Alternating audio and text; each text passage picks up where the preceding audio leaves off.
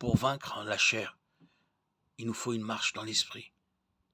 Et cela implique d'appeler Dieu pour le salut et de recevoir son Saint-Esprit qui donne à une personne le pouvoir de vivre correctement devant Dieu et de ne pas obéir au désir de la chair.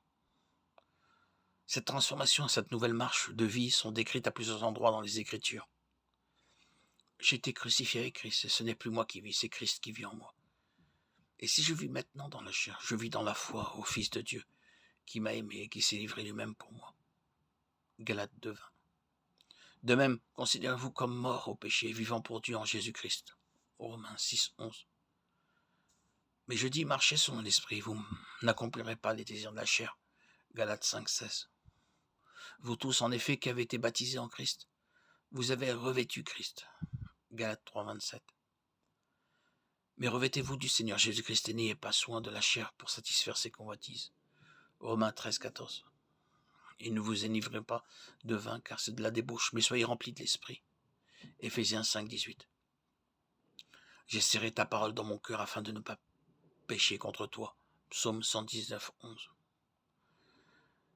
Et la dernière étape est une marche de mort, où la chair est affamée de ses désirs, de sorte qu'elle finit par mourir.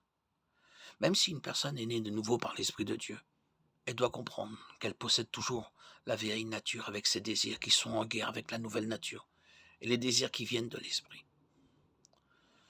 D'un point de vue pratique, le chrétien évite délibérément de nourrir la vieille nature charnelle et pratique plutôt de nouveaux comportements qui sont guidés par l'Esprit. Mais toi, homme de Dieu, fuis les actions pécheresses et recherche la justice, la piété, la foi, l'amour, la persévérance, la douceur.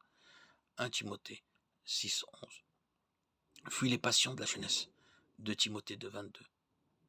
Je traite durement mon corps et je le tiens esclave, afin qu'après avoir prêché aux autres, je ne sois pas moi-même rejeté. 1 Corinthiens 9:27.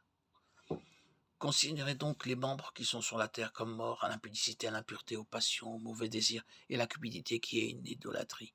Colossiens 3:5. Or, ceux qui sont à Jésus-Christ ont crucifié la chair avec ses passions et ses désirs. Galates 5:24.